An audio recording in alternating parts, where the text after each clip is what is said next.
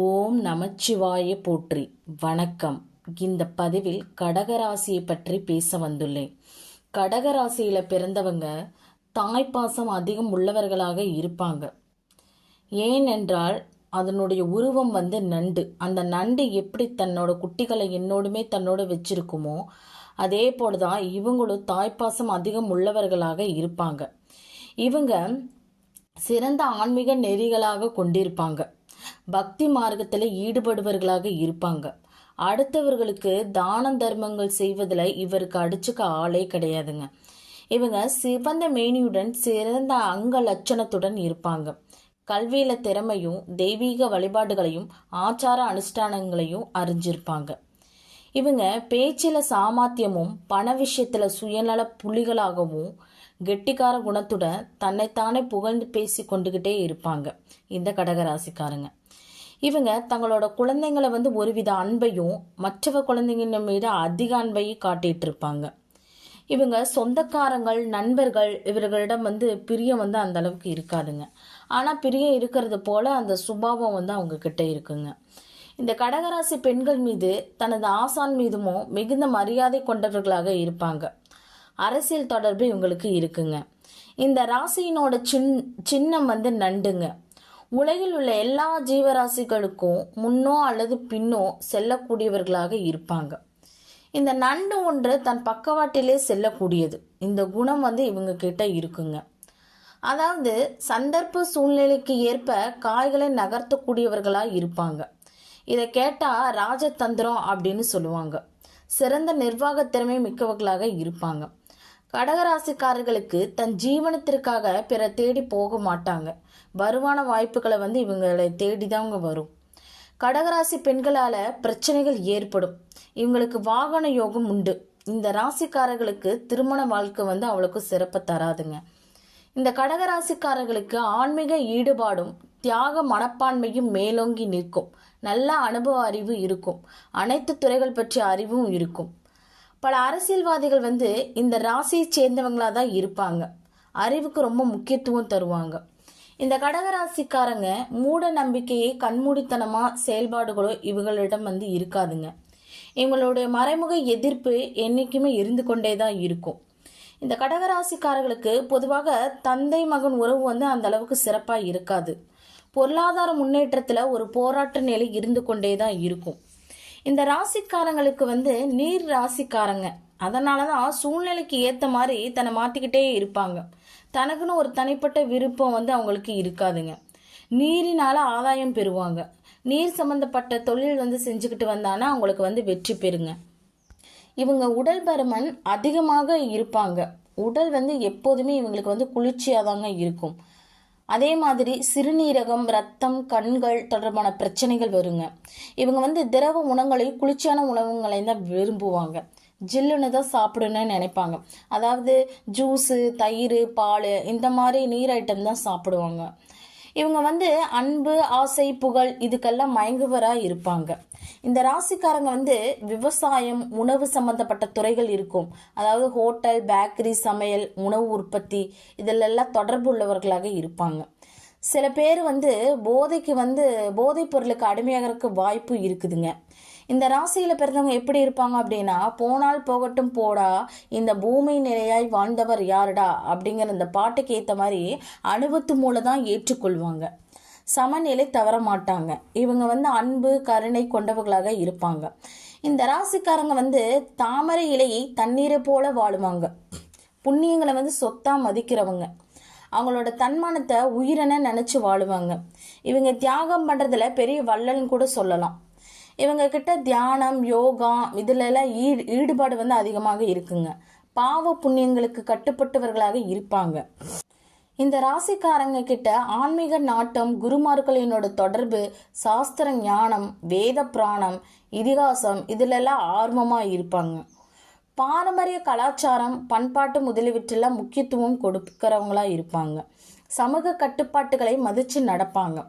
இவங்க நிரந்தரமான மகிழ்ச்சி ஆனந்தத்தை அடைய விரும்புவாங்க.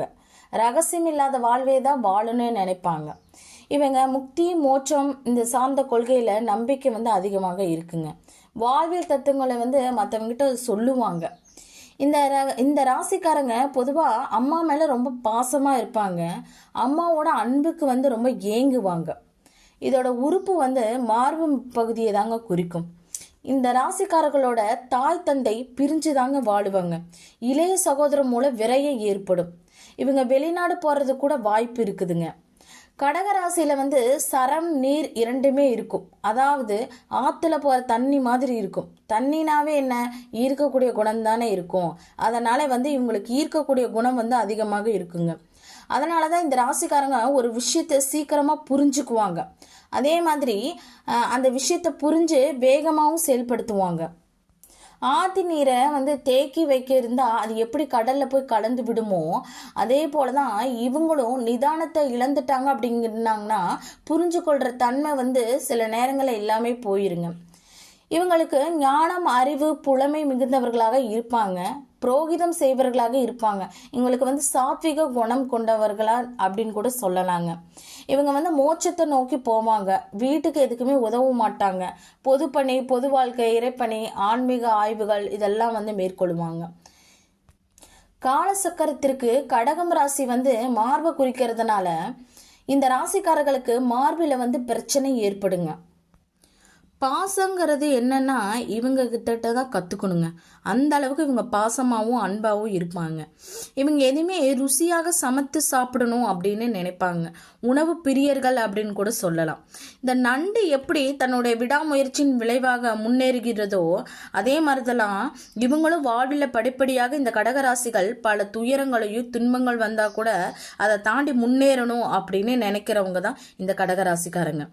அதே போல இவங்களுக்கு வந்து அடிக்கடி மனக்குழப்பம் ஏற்பட்டு தனக்கு வர நன்மைகளையும் தானே கெடுத்துக்குவாங்க. இந்த கடகம் வந்து பெண் அப்படிங்கிறதுனால இவங்க வந்து உணர்ச்சி வசப்படக்கூடிய ஆளாக இருப்பாங்க. கனிவானவர்கள், இனிமையானவர்கள் கூட சொல்லலாம். அன்பை வந்து அதிகமாக கொடுக்கக்கூடியவங்க, எதிர்பார்க்கக்கூடியவங்க.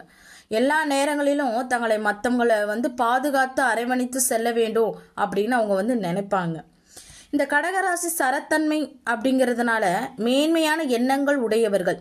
எந்த காரியத்தை செஞ்சா கூட உடனடியாக அதில் முடிவு தெரியணும் அப்படின்னு எதிர்பார்க்குறவங்க. இதனாலேயே அவங்களோட அவசர புத்தினால சில நன்மையான காரியங்களையும் இழக்க நேரிடும். அந்த மாதிரி சூழ்நிலையும் வரும். இவங்க அடிக்கடி பயணங்கள் வந்து மேற்கொள்வாங்க. அதனால கூட இவங்களுக்கு வந்து வேலை மாற்றம், அடிக்கடி மனம் மாறுறது, வாழ்க்கையை அடிக்கடி மாற்றிக்கொள்ளுதல், இந்த மாதிரி சூழ்நிலைகள்லாம் வந்து இவங்களுக்கு வந்து ஏற்படுங்க. கடகராசி வந்து நீர்த்தன்மை அப்படிங்கிறதுனால இவங்களுடைய மனம் எப்படி இருக்குன்னு பார்த்தா தெளிந்த நீரோடை போல ஓடிக்கொண்டே தான் இருக்கும். இவங்க பல சிந்தனைகளை வந்து மூழ்கி கிடப்பவர்களா இருப்பாங்க. இவங்க பொதுவாக அன்பு, பண்பு, கோபம் போன்ற உணர்ச்சிகளை உடனடியாக வெளிப்படுத்தக்கூடியவர்களாக இருப்பாங்க. இந்த கடகராசி வீடோட தன்மை வந்து கடவுள் பக்தி, ஆன்மீக சிந்தனை பெரும்பாலும் இவங்களுக்கு வந்து அதிகமாக இருக்குங்க. தன்னுடைய கருத்தை வந்து அடிக்கடி காலத்துக்கு நிகழ்வுக்கு ஏற்ப மாதிரி மாற்றிக்கிட்டே தான் இருப்பாங்க. ஒரு சில சமயம் ஒரு முடிவை வந்து சில நேரத்தில் அதற்கு மாறாக தான் அந்த முடிவை வந்து வெளிப்படுத்துவாங்க. இவங்க வந்து உதவி செய்ய மனப்பக்குவம் உடையவர்கள் கூட சொல்லலாம். இவங்க வந்து அனுபவ தேடல்களையும் தனக்குள்ளே நிறைந்தவர்களாக இருப்பாங்க. இந்த கடகராசி வடக்கு திசை குறிக்கிறதுனால வடக்கு திசை வந்து நன்மை தருங்க. இவங்களோட வீடா இருக்கட்டும், தொழிற்ஸ்தாபனா இருக்கட்டும், அனைத்துமே இவங்களுக்கு வடக்கு திசையை நோக்கி பார்த்த மாதிரி இருந்தது அப்படின்னா இவங்களுக்கு வந்து வாழ்க்கை வந்து சிறப்படைங்க. கடகராசியை பிறந்தவங்க ஸ்லோத்தமம் ராசியை பெற்றதுனால தன்னோட சுபங்களை வந்து அனுபவிக்க முடியாதுங்க. சில உடற்கூறுகள் வந்து தன்மைகள் வந்து மாறுபட்டு காணப்படும். இவங்களுக்கு ஒரு நீர் சம்பந்தமான நோய்கள் உள்ளவர்களாக தான் இருப்பாங்க. இந்த கடகராசி ஆடி மாதம் அப்படிங்கிறதுனா ஆடியில பிறந்தால் சூரியன் வந்து இந்த இடத்துல இருக்கும். இதனால வேலை மாற்றம், வெளிநாடு, பெரிய விரயங்கள் இதெல்லாம் அவங்க வந்து சந்திச்சிருப்பாங்க. பலசக்கர வாகனத்துல போறதுக்கு வந்து ரொம்ப ஆர்வமா இருப்பாங்க.